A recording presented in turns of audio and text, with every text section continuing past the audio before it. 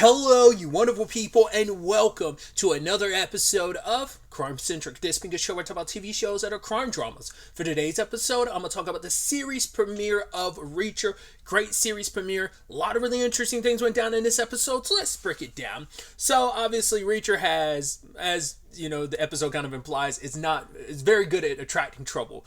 I do also love that there's like so little dialogue from him, like for a good chunk of the opening episode. But it's like, hey, got off the bus, came to town, got you some pie, and immediately get arrested.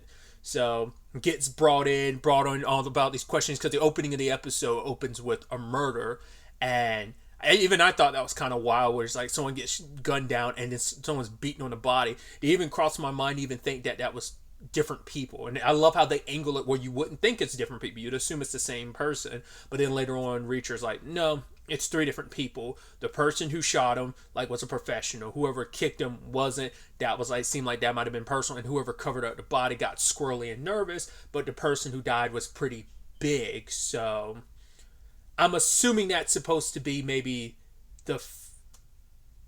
I think that's the second victim. I don't know which one is which. Who was like, well, will you find out the identity of one of the victims? I wasn't paying close of attention of which victim this person was, whether this person was the first victim or the second victim. It probably was the first victim, interestingly enough. Or maybe they were the second one. I don't know. But most likely either way, I'm going on a tangent. I should also start this off too by saying it's so interesting casting wise and the connectivity of it all. Just there's a lot of overlap in especially in comic booky stuff. Interestingly enough, you have Alan Ritchson, obviously Aquaman from Smallville, Hawk in Titans, and then Malcolm Gladwell, who played Clive in iZombie, which is a Vertigo comic based, which is under the DC umbrella. But also Jasper is the played by, oh god, I'm going to butcher the actor's name. Oh god, I'm blanking on it now. He plays the medical examiner Jasper. He was most recently in Blue Beetle, a DC property, so it's funny how that connects in that same capacity. And then there's also the actor who plays Hubble. I didn't realize who he was until I was looking at him. He's Jace/One from the TV show Dark Matter, which is also based on a comic. I always wanted to say Vertigo, but I'm pretty sure it's a Dark Horse comic. But either way, tangents and all that. So it's just funny, the comic book connectivity. And obviously, Willa Fitzgerald. Some people know her from the Scream TV show. I didn't even know she was in the Fall of House of Usher because I still haven't seen it yet. It's still sitting on my back burner. But the thing I know her from, my introduction to her was the show Dare Me. I really loved it. Sadly, only got one season, but tangents and all that aside. But anyway, moving past some of the stuff, because I kind of fixate on actors and just connectivity, which I think is just kind of interesting. But ultimately, this revolves around, once again, the murder, and Reacher's kind of the suspect for it. But he has an alibi, and he's also, we find out obviously later on his his military history, which is, I should also note, God, I'm a little all over the place. I do apologize. I'll try to adjust that going forward.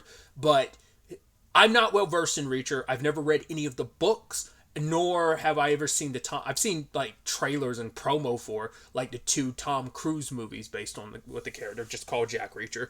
Obviously the sequel has a subtitle, but I haven't seen either of those movies, so this is my first introduction to the character. Very much like Jack Ryan was my introduction to that character in that capacity, and the same thing applies in this capacity. But anyway, going back to it, he has a very, very decorated military history. And when we list all his accolades, and you're just like, man, this guy's a literal superhero. Once again, funny considering he's played two different ones in the DC universe. But yeah, it's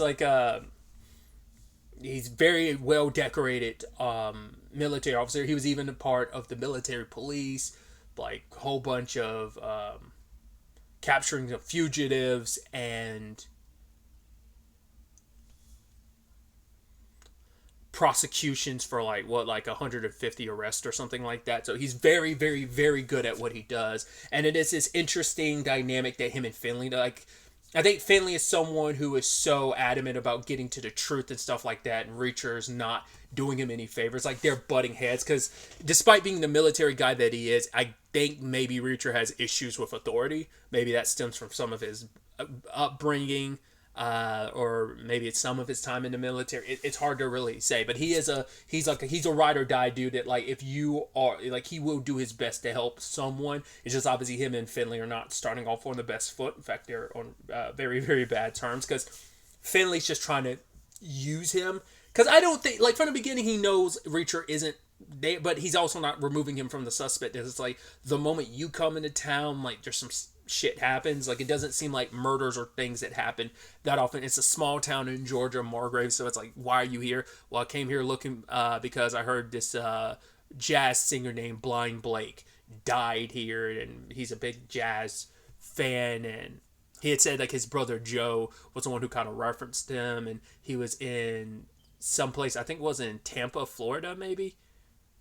He was somewhere else, and then he was like, oh, he heard about Blind Blake and decided to come here. Now, whether that's really real or whether there's some other thing, like, right, Reacher plays a lot of stuff close to the vest, but he also says later on to Roscoe, he's like, yeah, I never lie to, like, a woman or something like that. He never, like, no, it was like, I never lie to someone who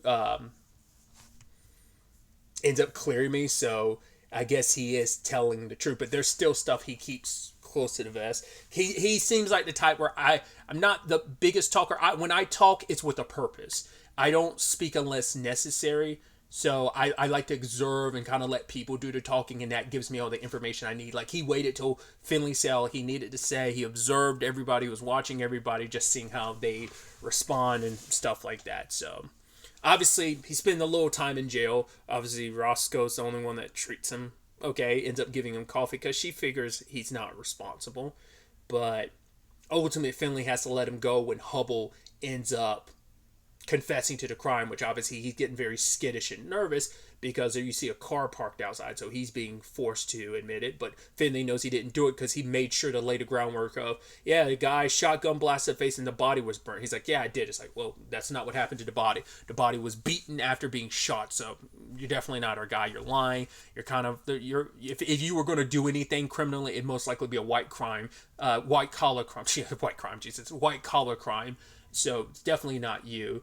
But Finley kind of puts Reacher in a situation where it's like, right, you're going to be in lockup with him. Let's see what information you can get out of him. And it's like, right, just let the guy, like, keep his watch, because if he's in prison, they're going to, like, steal that from him. I love him being like, oh, thanks about the whole watch thing. He's like, dude, shut up. I was like, I love that response. And he's talking to him later on. He's like, what did I tell you before on the bus? Shut up. Rules apply here in jail too. I'm like, oh, come on. I also love that the person that put them in jail is Spivey, the actor who played him. I was like, obviously I always associate him with the show Bitten and Killjoys, but I also forgot the other sci-fi connection that he was in 12 Monkeys. Keep forgetting he's in 12 Monkeys. I saw in the picture. I was like, all right, I forgot. I know exactly who's character. When I saw him, I'm like, all right, that's who you are in 12 Monkeys, but I completely forgot. I feel so bad for that actor because I feel like he gets typecast a lot in, like, either, like, well, not except his character in 12 Monkeys. His character in 12 Monkeys kind of fit outside the mold of the characters I kind of know him for. But it's like, yeah, he's trying to do, God, what was it? Cavity search, but it's like, nah, that's unlawful. Which, obviously, he knows a lot more about the law. It's like, I've never heard that. Most things kind of lean into the whole cavity search of it all, which I'm assuming, it's like, well, Reacher calling him out for, like, yeah, it'd be unlawful for you to do it. But he's like, hey, man, I'm doing regulations say. It's like, well, no, like, the only thing I'm going to have up my ass is you, bro. And then we're both going to have a problem. And then, like, unless you want to get hurt, we're going to skip over that. But they wake up. Apparently, they were putting gin pop. Because that's the only time we see Spivey, because, like, he's gone the rest of the episode. So I don't know if he decided to take off work. But, yeah. The guys step into their cell. It's like, all right, they're all kind of, we're up here with the lifers, and yeah, they're trying to decide who gets first crack at you because you're fresh meat. It steals Hubble's glasses and his shoes. Steals his shoes, breaks his glasses, and I love Reacher. I'm assuming it's going to be a running theme in this episode where he gives people to the count of three, but he doesn't actually give them the count of three. Like, I don't know if it's supposed to be a thing of, oh, I say one, but I'm actually counting the rest of the numbers in my head. So he's like, all right, you got to the count of three. 1, 2, bam, bam, bam. knocked the guy out, and it's like, yeah, so get your guy, hand me them shades, and get the hell out of my cell. It's like, yo, I'm big dog on campus. I like that. Also love that line. I'm not a ventriloquist, so get off my lap. Poor Hubble. It's like, obviously, it's like, okay, I'm sticking with this guy. He's actually keeping me safe and keeping me from ending up on the wrong side of things in prison. Then there's a situation later on when Reacher's like fighting everyone in the bathroom / showers, and he beats the crap out of those guys. Gave them to the counter. He's like, one, got to it. It's like, yeah. So I wonder, will we get to a point in the show where he actually gets to 3, or will he just even say like, yeah, I'm gonna count to 3, bam, and just kind of like there's got to be multiple versions of that. We got 2 of them in this episode, so I'm assuming we're actually going to get the other versions where he doesn't count it all and he actually makes it to 3. So we'll see. It's actually, I mean, he's quite intimidating, obviously. He even had that opening I forgot about where, like, the boyfriend was kind of being abusive to his girlfriend. And he's like, yo, you got a problem, asshole? What, are you stupid? And just didn't say a word, just stared him down. He's like, I'm sorry, you're just having a bad day. Won't happen again. I was like, Jesus. Because I wasn't expecting him to whoop your ass. It didn't even have to. It's just like, you got a problem, homie? He's like, don't treat her that way. And it's just like, I'm sorry, dude. I'm just having a bad. And I was like, wow. It'd be nice if we could get that coming back in some shape or form of like we run into that couple again and he's not like that. I don't know. I mean, I think once again it's just supposed to be not flavored text, but just character flavor, just to show you like how intimidating he is and kind of put someone in their place. We still don't quite know what Hubble's full role and everything is. We know he has an important role. Like, he helps out with a financial situation, so he's in the middle of this. Once again, if he's going to be guilty of anything, it's going to be like some white-collar crime stuff. So whoever it is that's behind this threatened him. Said, like, yo, if you screw this up, we'll nail you to the wall. Literally, cut off your balls and feed them to you in front of your family. It's like, that's crazy, and that's wild. So it almost seemed like for a second, and I don't know if that's where we get some tie-in with Reacher, where when that person made that threat to Hubble, like hearing that secondhand, he was almost like, it almost looked like it sounded familiar to him, but maybe it's like even maybe he's just like, that's very, very specific, or maybe he's just thinking like, wow, that's so very specific that it's almost like cliche bad guy specific, but I don't know. I love that Reacher also just wants nothing to do with this. It's like, cool, whoever, because he knows Spivey set this all up, and the guys that went in there weren't after Hubble. They immediately clocked Reacher and went after him. So, like, this is about getting rid of me. You're too important to the operation. As long as you don't talk, you're fine. So if they find out you didn't talk, you're instrumental to their operation, so they're not going to kill you. But me, I'm kind of a loose end. They want me dead. So, yeah, they don't want me here. Fine, I'm going to leave. I didn't want to get mixed up in this shit anyway. So the moment they leave, Hubble's like, yeah, my wife is going to pick me up. He's like, I don't give a shit, dude. And he just walks away and just, like, spends time with Roscoe. Which I also love that her name's Roscoe, because it's like, I was under the assumption, like, oh, that's got to be like her last name, like Finley. It's like, no, it's her first name. Was it Conklin is her last name? Supposed to have dinner and everything. He wanted to leave town. She's like, oh, I was going to offer you dinner. He's like, okay. And just like, yeah, like, I'm not going to pass up an opportunity. It's like, oh yeah, like, I like you. You kind of like me, but we're not taking it too far. But there's definitely a connection here. We're both feeling it. Neither one of us is like outwardly saying it. It's heavily, heavily, heavily implied. Obviously, Reacher had called out Finley about, so much about himself about, okay, so why is it that he is working here? Obviously, he went to Harvard. Obviously, put in his time at Boston PD. So he has a pension. And it's like, but why are you working here? It's like, oh, why you dress like a black Sherlock Holmes, but also he's divorced recently. Maybe. Not unless the reveal ends up being that his wife Sharon, well, because Sharon is a sore spot. He calls up Sharon, he's like, right, I'm having this tough time in this case here in Georgia, and I wish you'd call me back. Now that, I feel like the twist in that's going to be, because Reacher had brought it up, like, hey, you're recently divorced or dead, but if you consider your age, it's most likely the form of like divorce. I get the feeling it might be death. I think she might actually have died. That Reacher might have gotten that wrong, because later on Roscoe calls him out because of like the whole Sharon was kind of a low blow, but because also she doesn't want to put Finley's business on blast like that. But I think we'll see if I'm right or not. I get the feeling like Reacher might be wrong, that Finley's ex, or like it's not an ex situation. I think he's a widow. I think she died. And that, because I think they're also trying to like deceive us by having him call her, but that might be his way of just like, I just want to hear your voice again. I know I'm going to get your voicemail, and it might even be a thing of he's like, it might be super recent while her phone is still on, or maybe he keeps her phone activated because eventually, the service will disconnect that. So, and the fact is, it rung a few times, dudes. I don't know. We'll see. It might just be a straight up divorce situation. We don't know what that is. Like maybe work got in the way, but I get the feeling like that's going to be the twist of like, no, his wife Sharon's actually gone.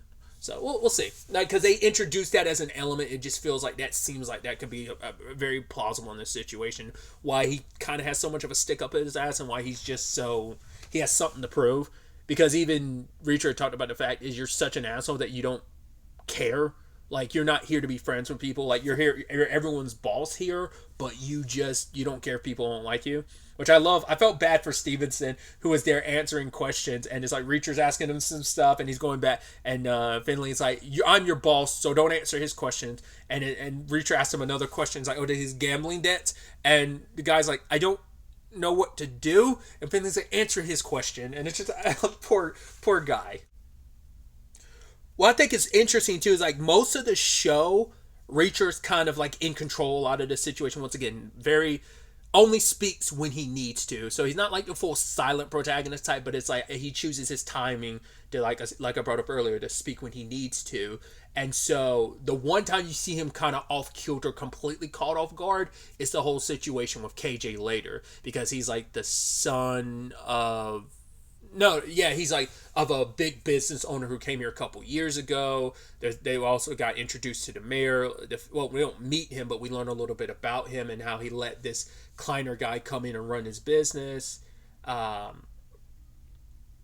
because he gave the mayor like a factory land like the mayor gave him land. And because of that, he could build a factory here, and he's pumping money. So there's definitely got to be some through line there, especially when KJ comes to confront Reacher. He's like, watch your back.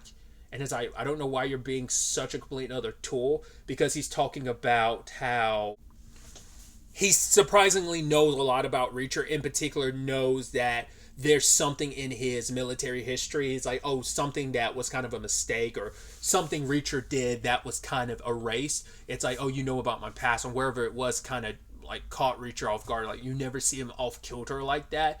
So it's like, right, they know something about his history that he's not proud of, or maybe it was a mistake he made that led to some people getting killed, and it might be one of those things where it's like, you weren't at fault necessarily, but maybe it's just like guilt you have associated with it. It's like, we know a lot more than you know. We know it's like how you know that must have connections that allow you to have access to that type of information. That's not something that someone casually could learn. But I mean, if you're a businessman, this Klein or whoever he is.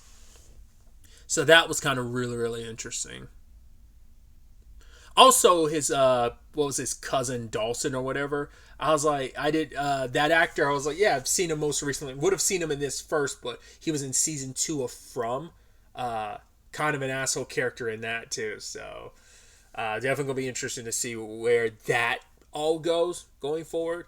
Because it's like, why are you stepping to him? It's like, you must be neck deep in this, or maybe it's just that thing of, hey, I'm the son of like whoever's like, I'm KJ, like I'm junior, so like I don't let like people being in this town of like, that's what I'm like. I mean, obviously there are people who don't want him in this town, and they were specifically following, because I was like, the moment we saw that black truck in the background, like the first time, I was like, well, they cut away from him, because I was like, it seemed like that might be fun. I was like, they cut away from it the first time. I was like, never mind. And then you see it go by a second time. I'm like, okay, so once it's just kind of weird, twice is a coincidence, 3 times you're like, okay. I mean, obviously they made a point to park out front, so you're like, okay. So yeah, wasn't expecting him to kind of confront Reacher the way they did. I also wasn't expecting the sad ending to this episode, because he had talked about the fact that he hadn't talked to his brother. We don't know whether they're just bad blood, because he's even like, he didn't know where his brother was, and so it's probably been a few years. I think his brother probably was like his best friend, and we don't know if Reacher's always been the social type, so it doesn't seem like he might be. So his brother might have been like the only like real friend he had. It's the only family he had left because his parents are gone, and all he had is his brother, and probably that thing of they weren't on the best of terms. But yeah, we find out one of the bodies is his brother. That's why I'm like confused though. I don't remember them specifying whether he was the first victim or the second, because they did say like someone matching his description was found near. Well, no. They said he was near the body because he just happened to be walking in a town where the body was discovered. Because he had the bus driver drop him off where the because there's no actual bus stop in town, so he was able to kind of get dropped off on like that the town limits, and enter like walked into town. So that's why he was described at that situation. So I think Joe might have been the first victim then. Well, because there was a second victim, but like I don't know if they've been identified. But maybe the second. That's what I'm like. If the second, I mean, who knows the chronological order of like the deaths and stuff like that. I don't know if his brother Joe was the one that was like shot and kicked repeatedly, or whether he was like the second victim. Because I was like, would that admit he was in town around the same time Reacher was? But it could also just like right, his body was discovered now, but could have been dead. He could have actually technically been the first victim. Obviously he was going to be mixed up in all of this because Finley was going to force him to. It's like rather than kind of being outwardly asking for his help, it's because I think once again it's that butting of egos of like you've been very resistant towards me, so how can I really ask you for help? But now he's personally motivated because it's like, right, my brother, I mean granted he's not going to be helping like arrest these people. It's more like, no, I'm going to track down and kill every person responsible for my brother's death. So we'll see how that all plays out. Obviously, I'm assuming we're going to get a lot of more flashbacks because of the whole. Because I didn't talk about it, but young Reacher in '98 is played by what's the actor's name? I think Maxwell. The thing I best know him for, he played Will Robinson in the Netflix reboot of Lost in Space. I was like, hey, that's cool. So I think we are going to get a lot more flashback stuff with that, especially probably filling in some of the stuff between him and Joe and kind of diving into their relationship a little bit more. Especially because the flashback we saw, it's like they got into some fights with some local kids at the time, because military family, so they move around a lot. And so he's never really had a place to call home, which I think is interesting. That's why he's kind of got that nomad thing of like, yeah, I don't keep much stuff on me. I keep things pretty light, and I kind of move on because I was in a military family, so they kind of dictated where we moved around a lot, and also I was in the military, so I always got told where to go, and so for him, like, home has never been like a consistent thing, and any home he's ever had has always been decided for someone else. So kind of live his life now outside of the military, kind of being, like a nomad in a lot of capacities makes sense. So, but a key factor in him and his brother's relationship, and I think it's going to be a key factor in all of this will be, it's like when they were challenging those kids, it's like, you don't have to do this. This is my fight. He's like, yeah, but your fight is my fight. So you don't have to fight this alone. And I think just shows what kind of relationship they had. Like I said, I think his brother was his best friend. So we'll definitely, it's going to be interesting to see what role he played in all this. Because even Reacher's like, maybe my brother specifically told me about Blind Blake to get me here. So the question is, why? He said he heard about it from his brother like a couple years ago. Heard his brother talk about it, but maybe that was a lot. I don't know. Like I said, we just don't know when the last time they talked, and you just get the feeling like it probably wasn't on the best of terms, sadly. So, but I'm very, very much enjoying what we've gotten of Reacher so far. I'm excited to continue and see where the next episode ultimately ends up taking us going forward with all of this. But really, that's all I want to talk about. So the next time we meet, be happy, be safe, live life to the fullest, and enjoy it. Good day, and goodbye.